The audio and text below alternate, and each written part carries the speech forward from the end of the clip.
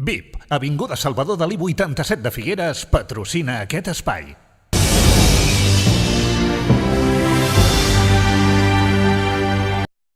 La situació de l'equip és bona, estem bé, estem en una dinàmica positiva, venim de fer un bon treball en els últims partits i nosaltres intentar deixar-nos la pell en els dos partits que queden i estar allà a sobre per si el Vilamalla falla. Si ells fallen, doncs està allà. Al principi veníem de fer un treball molt bo amb l'Arsènic Comas, que el va continuar fent, i fa 2 mesos va decidir plegar per motius personals i vam decidir que fos jo que portés l'equip, juntament amb en Pepe i en Manu, el operador físic, i el vam agafar i hem fet una continuïtat del que estaven fent ells fins ara. Res més, i l'equip ha respost molt bé i estem treballant molt bé. Llàstima d'alguns empats que han tingut fora de casa, però ja l'equip està bé per intentar guanyar aquests 2 partits que queden i intentar fins a l'últim dia estar allà amb uns seus.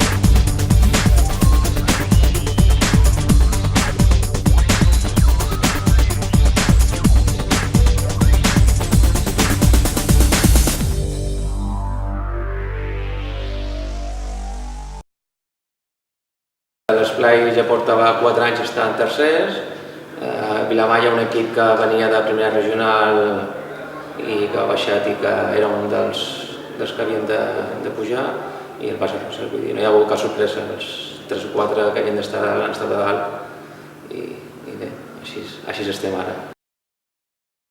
El Vilamalla és un equip molt experimentat, ben treballat tàcticament, sobretot defensivament. Nosaltres som un equip molt jove, tot i que hem fet algunes incorporacions aquest hivern, doncs un equip molt jove, sortit de la cantera quasi tots, i a vegades és complicat, però tot i així han respost molt bé. Sempre que el camp està ple i ens animen, doncs sempre és més fàcil per l'equip. Aquesta setmana més el juvenil A juga abans que nosaltres, que esperem també que hi hagi molta gent, si es poden quedar, animar l'equip, i l'última jornada anirem a Sant Pere a intentar-ho també.